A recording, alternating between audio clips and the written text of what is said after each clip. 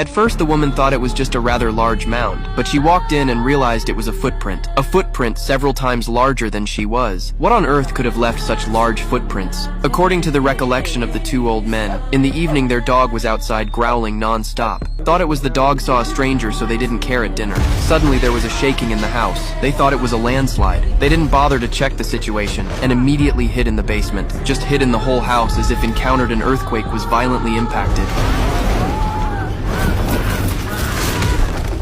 Soon after hearing no movement outside, the two climbed out. But the scene in front of them let the two people feel shocked. Their house has become a ruin, like there is something raw to their house to stop waste shattered. There were also two huge footprints left on the ground. After listening to the two old men, Captain Chris felt that it must be a giant creature. But they searched along the footprints in a 20-kilometer radius, but found nothing. It was as if he had disappeared into thin air. They even activated thermal imaging, yet still nothing. A creature of this size shouldn't disappear without a trace. He must have gone into hiding. But with all the bare mountains nearby, where could he have hidden? How could they have thought? The creature was camouflaged like a rock between the mountains.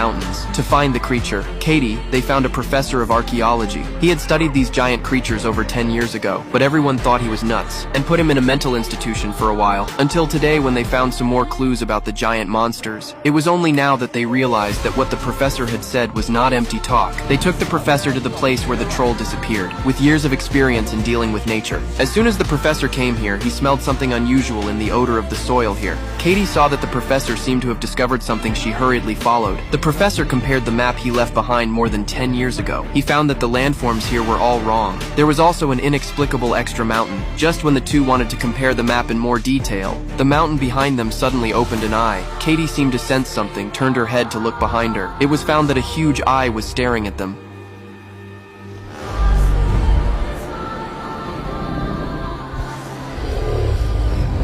The two watched with disbelief as the mountain in front of them slowly turned into a huge monster right under their noses.